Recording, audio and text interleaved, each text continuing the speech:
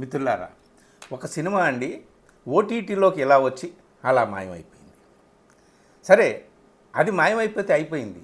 కానీ ఆ సినిమా విచిత్రంగా పంజాబ్లో ప్రతి ఊళ్ళో, ప్రతి వీధిలో, ప్రతి ఇంట్లో ప్రత్యక్షమైపోయింది. కేవలం పంజాబ్లోనే కాదు, దేశం అంతా కూడా సోషల్ మీడియాలో దొరుకుతున్న ఆ సినిమాని డౌన్లోడ్ చేసుకుని అందరూ చూడడం ప్రారంభించారు.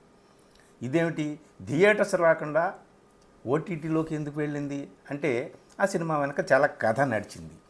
ఇక్కడ ముఖ్యంగా నేను ఈ సినిమా ఎందుకు ఇంత హల్చల్ చేస్తుంది, ఎందుకు ఇంత సంచలనం సృష్టించింది ఈ సినిమాలో ఏముంది అని చెప్పి నేను కూడా మీకు కూడా దొరుకుతుంది. ఆ సినిమా సత్లుజ్ అని అంటున్నారు హిందీలో. మనం సట్లెజ్ అనే నది గురించి చదువుకున్నాం కదా, ఆ సట్లెజ్ నదే. సట్లెజ్ అనే సినిమా పేరు మీద యూట్యూబ్లో అవైలబుల్గా ఉందండి. సో జీ5లో వచ్చినటువంటి సినిమాని జీ5 తీసేసింది. సో తీసేయడానికి ఇది నేషనల్ సెక్యూరిటీకి సంబంధించినటువంటి కొన్ని విషయాలు ఇబ్బందికరమైనటువంటి ఇందులో ఉన్నాయి కాబట్టి దాన్ని పక్కన పెట్టాల్సి వచ్చిందని చెప్పేసి పెద్ద తలకాయలు చెప్తున్నారు. ఏమిటి అనేటటువంటిది నాకు ఈ సినిమా చూసిన తర్వాత ఒకే ఒక్క విషయం అర్థమైంది. ఏమిటయ్యా అంటే, సత్యమేవ జయతే అని అన్నాం కదండి.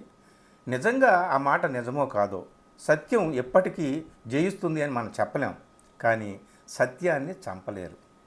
ఇది మాత్రం నాకు ఈ సినిమా చూసిన తర్వాత అర్థమైంది. ఆ సత్యం ఎప్పుడో ఒకప్పుడు నువ్వు ఎన్ని అగాధాల్లో పూడ్చిపెట్టినా అది ఎప్పుడో ఒకప్పుడు బయటకు వస్తుంది. దాన్ని బయటకు తీసేటటువంటి శక్తి ఎప్పుడో ఒకప్పుడు పుడుతుంది. ముందుగా ఈ సినిమా గురించి తెలుసుకోవాలంటే, పంజాబ్లో జరిగినటువంటి మిలిటెన్సీ 1990 ఈ మధ్యకాలంలో జరిగినటువంటి ఇన్సర్జెన్సీ, వేర్పాటువాదం అని అనండి, తిరుగుబాటు అనండి, ఆ తిరుగుబాటు ఉద్యమం అనండి, ఏదైతేనేమి అక్కడ చాలామంది యువకులు మిలిటెంట్లుగా మారి అల్లకల్లోలం సృష్టించారు. పంజాబ్ ఒక ముఖ్యమంత్రిని కోల్పోయింది, దేశం ఇందిరాగాంధీ లాంటి ఒక ప్రధానమంత్రిని కూడా కోల్పోయింది, మనకు తెలుసు. 84లో అక్కడ స్వర్ణ దేవాలయంలో ఆపరేషన్ బ్లూ స్టార్ పేరు మీద జరిగినటువంటిది మనకు తెలుసు, భింద్రన్వాలే తెలుసు. సో ఆపరేషన్ బ్లూ స్టార్ తర్వాత ఏమైంది, ఇందిరాగాంధీ హత్య, ఆ తర్వాత సిక్కుల ఊచకోత ఢిల్లీలో, ఆ తర్వాత పంజాబ్లో మిలిటెన్సీ ఇక అంచుల దాకా ఆకాశం అంచుల దాకా వెళ్ళిపోయింది.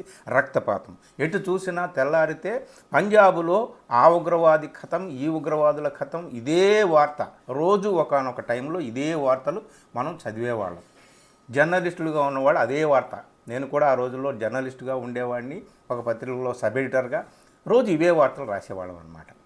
సో ఇప్పుడు పంజాబ్లో తలెత్తినటువంటి ఆనాడు జరిగినటువంటి ఆ మిలిటెన్సీ, ఆ ఉద్యమం, ఆ వేర్పాటు ఉద్యమం, దాని లోతుపాతుల్లోకి మనం వెళ్ళొద్దు.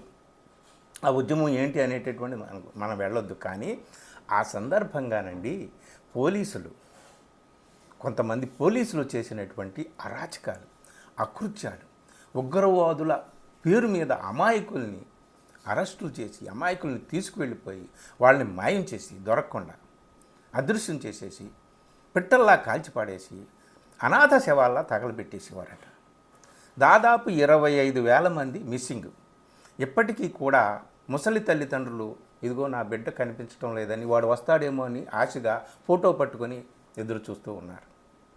ఒక తల్లి తన భర్త కనబడటం లేదని, ఒక బిడ్డ తన తండ్రి కనబడడం లేదని, ఒక సోదరి తన సోదరుడు కనిపించడం లేదని ఇప్పటికీ కూడా పటాలు చూపిస్తూ, దిక్కులు చూస్తూ, ఎదురు తెన్నులు చూస్తూనే ఉన్నారు. మిత్రులారా, 1995 సెప్టెంబర్ 6లో ఒక హక్కుల కార్యకర్త అదృశ్యమైపోయాడు పంజాబ్ నుంచి. అతనే జస్వంత్ సింగ్ ఖల్రా.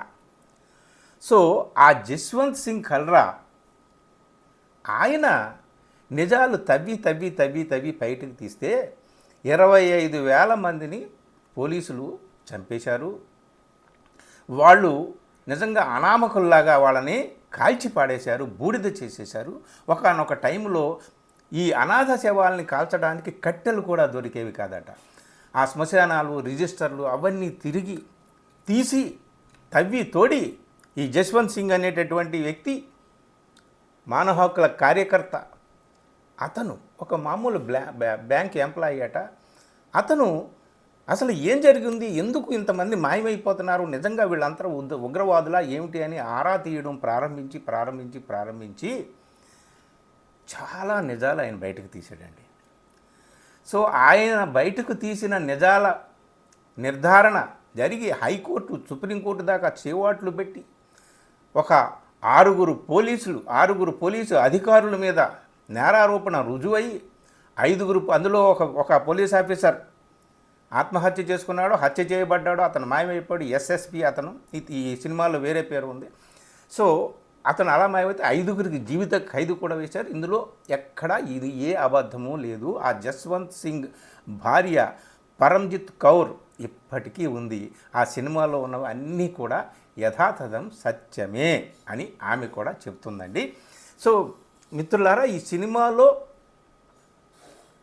ఈ జస్వంత్ సింగ్ నిజంగా తేల్చినటువంటి ఆ నిజాలేమిటి, ఆ సత్యాలేమిటి, పోలీసులు సృష్టించినటువంటి అల్లకల్లోలం ఏంటి, ఆ అమాయకుల్ని ఎలా మాయం చేసేవారు, ఎలా అదృశ్యం చేసేవారు, ఎలా కాల్చిపాడేసేవారు, కాల్చినటువంటి వాళ్ళని ఏం చేసేవారు, చాలామందిని శ్మశానాల్లో అనాథ శవాల్లో పడేసేవారు కుప్పలు తెప్పలుగా, చాలామందిని పొట్టలు చీల్చి నదిలో పాడేసేవారంటండి. అందుకనే సట్లెజ్ అని ఈ సినిమాకి పేరు పెట్టారు. సో ఆ నదిలో పొట్టలు చీల్చి నదిలో పడేస్తే ఆ శవాలు బయటికి రావట. అందుకని సట్లెజ్ అంటే ఎక్కడో టిబెట్లో పుట్టి హిమాచల్ మీదుగా పంజాబ్లో ప్రవహిస్తుంది. పంజాబ్ నుంచి పాకిస్తాన్ వెళ్ళి చీనాబ్ నదిలో కలిసిపోతుంది. కానీ పంజాబ్కి సాగు భూమికి ప్రాణం పోసేటటువంటి నది అన్నమాట. ఆ నదిలో కలిసిపోయారు అమాయకులైనటువంటి యువకులు చాలామంది. మిత్రులారా, ఈ నిజాలని, ఈ సత్యాలని అతను బయటకు తీశాడని చెప్పేసి అతన్ని మాయం చేసేసారు. చివరికి 1995 సెప్టెంబర్ 6లో ఆ జస్వంత్ సింగ్ అనేటటువంటి ఆయన మాయమైపోయాడు, చంపేశారు అతన్ని. ఈ సినిమాలో అయితే చంపడం ఎలా చేశారు ఏమిటి అనేది కూడా చూపించారు. ఆయన డెడ్ బాడీ కూడా దొరకలేదు. సో మిత్రులారా, ఈ సినిమా ప్రారంభంలోనండి కొన్ని మాటలు ఉన్నాయి, మీరు చూస్తే రాలి. ఇది అవైలబుల్ ఉంది, సోషల్ మీడియాలో అవైలబుల్గా ఉంది, అందరూ కూడా డౌన్లోడ్ చేసుకొని మరీ చూస్తున్నారు. నేను యూట్యూబ్లో దొరికింది, యూట్యూబ్లో చూశాను. సో ఈ సినిమా చూస్తే నిజంగా మనకి చెమటలు, ఆపాద మస్తకం చెమటలు పట్టేస్తాయి అన్నమాట. ఇలా చేస్తారా? చేతుల్లో అధికారం ఉంటే, ఒంటి మీద యూనిఫామ్ ఉంటే ఇంత దారుణమైనటువంటి అకృత్యాలకు పాల్పడతారా? ఈ సినిమాలో చూపించి ఆ జస్వంత్ సింగ్ చెప్పినటువంటి విషయాలు చూస్తే ప్రమోషన్ కోసం సబ్ ఇన్స్పెక్టర్ ఇన్స్పెక్టర్ అవ్వాలి, ఇన్స్పెక్టర్ డిఎస్పీ అవ్వాలి, డిఎస్పీ ఎస్పీ అవ్వాలి, ప్రమోషన్స్ కోసం అమాయకులను పట్టుకొని ఎన్కౌంటర్లు చేసి, ఇదిగో ఇన్ని ఎన్కౌంటర్లు చేసేవన్నీ మెడల్స్ వేసుకొని ఊరేగినటువంటి పోలీస్ ఆఫీసర్స్ ఉన్నారు. సో ఇవన్నీ కూడా బయటకు తీసినటువంటి ఆ జస్వంత్ సింగ్నే 25,000 మందిని పొట్టన పెట్టుకున్నటువంటి పోలీసులే జస్వంత్ సింగ్ని కూడా పొట్టన పెట్టుకున్నారు. ఆ కథనే, ఆ నిజమైనటువంటి ఆ స్టోరీనే ఆధారం చేసుకొని ఈ సినిమాని నిర్మించారట. ఈ సినిమా తప్పనిసరిగా చూడాలి 2-3 కారణాలతో. ఎందుకు ప్రభుత్వము ఈ సినిమాకి 127 కట్స్ విధించింది సెన్సార్ బోర్డు? ఏమవుతుంది చెప్పండి? 127 కట్స్ అంటే ఒక మనిషి శరీరంలో ఒక కన్ను తీసేసి, ముక్కు కోసేసి, నోరు మూసేసి, ఒక చెయ్యి నరికేసి, ఒక కాలు నరికేసి, పొట్ట కోసి, పెగులు తీసి బయటపడేసి అన్నీ చేసిన తర్వాత ఇంకేమైనా ఉంటుందండి? సినిమా కూడా అలాగే అయింది. అందుకనే ఈ సినిమా తీసినటువంటి వాళ్ళు ఓటీటీలో రిలీజ్ చేశారు. ఆఖరికి ఓటీటీలో కూడా ఆడకండి. ఇంటర్నేషనల్ ప్లాట్ఫామ్స్లో 2022లోనే ఈ సినిమా ఫినిష్ చేశారట. కానీ ఇంటర్నేషనల్ ప్లాట్ఫామ్స్లో రిలీజ్ చేయడానికి కూడా వీళ్ళు ప్రయత్నిస్తే ఆ ప్రయత్నాలు కూడా సాగనివ్వలేదు. మొత్తానికి ఈ సినిమాలో 2-3 మాటలు మనం చెప్పుకోవాలన్నమాట. ఎక్స్ట్రా జ్యుడిషియల్ కిల్లింగ్స్ అని అంటామే, అవి ఎలా జరుగుతాయి ఏంటి అనేది కళ్ళకు కట్టినట్టు చూపించారు. అది కేవలం పంజాబ్లోనే. ఇప్పుడు ప్రభుత్వానికి ఎందుకు భయం అంటే, ఈ సినిమా చూస్తే ప్రజలు నిజాలు తెలుసుకుంటారు, సత్యం తెలుసుకుంటారు. పంజాబ్లో ఇలా జరిగిందా? అయితే కాశ్మీర్లో కూడా ఇలాగే జరుగుతుందా? మణిపూర్లో కూడా ఇలాగే జరుగుతుందా? యూపీలో, బీహార్లో ఈ ఎన్కౌంటర్లు ఏంటి, ఈ హత్యలు ఏంటి, ఈ గొడవ ఏంటి, అంతా ఇలాగే జరుగుతుందా అని చెప్పేసి ఒక సత్యం ప్రజలకు అర్థమైతే, ప్రజలు భయభ్రాంతులకు గురైతే ప్రభుత్వం మీద, పోలీసు వ్యవస్థ మీద, పాలకుల మీద నమ్మకం కోల్పోతారు కదా. సో అందుకనే ప్రభుత్వ అధికారులు నేషనల్ సెక్యూరిటీ రీజన్స్ చూపించి దీన్ని పక్కన పెట్టారు. కానీ పక్కన పెట్టడం అనేటటువంటిది అసాధ్యం. సినిమా ప్రారంభంలోనే బ్యాక్గ్రౌండ్ వాయిస్ ఓవర్ వస్తుంది. అదేమిటయ్యా అంటే, నదిలో శవాలు మునిగిపోతాయి. వాటితో పాటు ఆశ, న్యాయం, ఆఖరికి చరిత్ర కూడా మునిగిపోతుంది, మాయమైపోతుంది అని చెప్తాడు. ఇంకా ఒక చోట ఒక పోలీస్ మరో పోలీస్తో అంటాడు కదా, నల్ల కాగితం మీద రాసిన సత్యం చదవలేరు. ఎంత మంచి మాట చూడండి. సో పంజాబ్ చరిత్ర ఆ 10 సంవత్సరాలు 1980 to 90 ఆ 10 సంవత్సరాల చరిత్ర నల్ల కాగితం మీద రాసినటువంటి చరిత్ర, సత్యం, దాన్ని చదవలేరని. దీని మీద సిబిఐ ఎంక్వైరీ, ఈ జస్వంత్ సింగ్ మాయమైన తర్వాత సిబిఐ ఎంక్వైరీ పెట్టిన తర్వాత సిబిఐ ఆఫీసర్ ఎవరెవరు ఏ రోల్ పోషించారో నేను చెప్తాను. ఆ సిబిఐ ఆఫీసర్ అంటాడు కదా తన పై అధికారులతో, ఈ పంజాబ్లో జరిగినటువంటి 25,000 మంది యువకుల సంహారం ఏదైతే ఉందో పోలీసులు చేసినటువంటిది దుర్మార్గం, అది ఒక biggest genocide in the country post independence అంటాడు. స్వాతంత్ర్యం వచ్చిన తర్వాత ఇంత పెద్ద నరమేధం మరొకటి లేదు అని చెప్పేసి అతను అంటాడనమాట. అలాగే ఇది బాగా హక్కులకు సంబంధించినటువంటి యుద్ధం.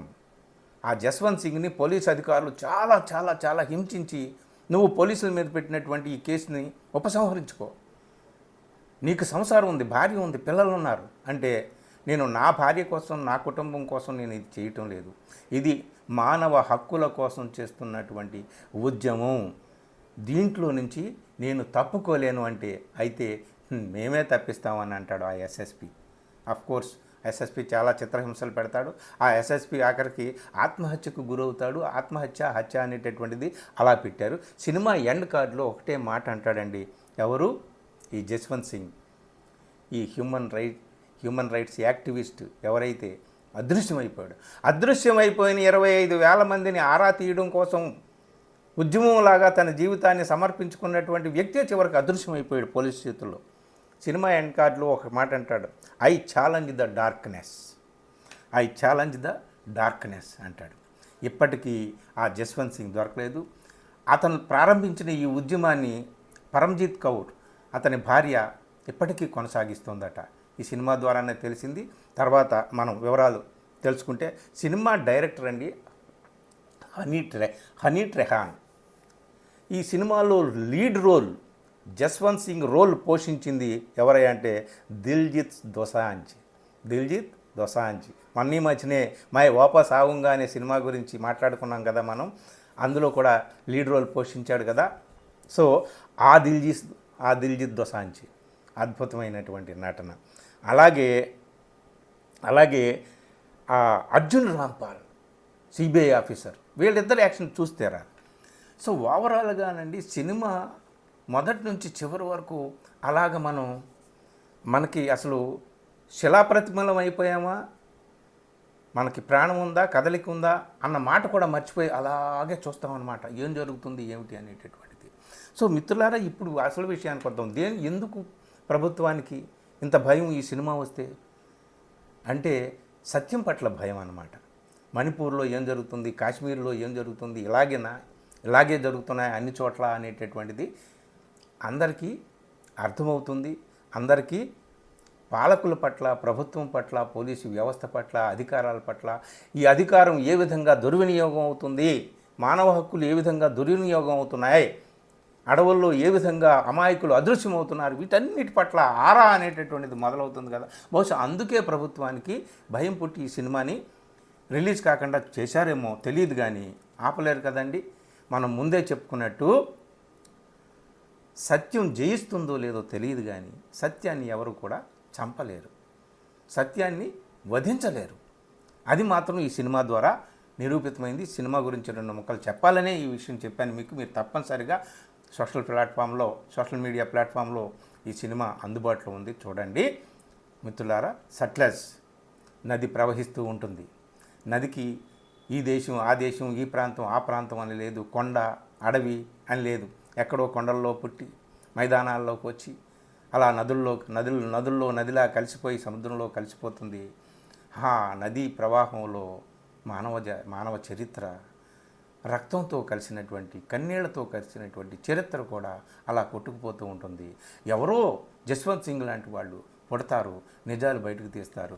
ఓహో, ఇదా జరుగుతుంది, దేశంలో ఇదా, పంజాబ్లో ఇలా జరిగిందా, దేశంలో ఇలా జరుగుతుందా, ప్రపంచంలో ఇలా జరుగుతుందా అని తెలుసుకుంటాం అన్నమాట.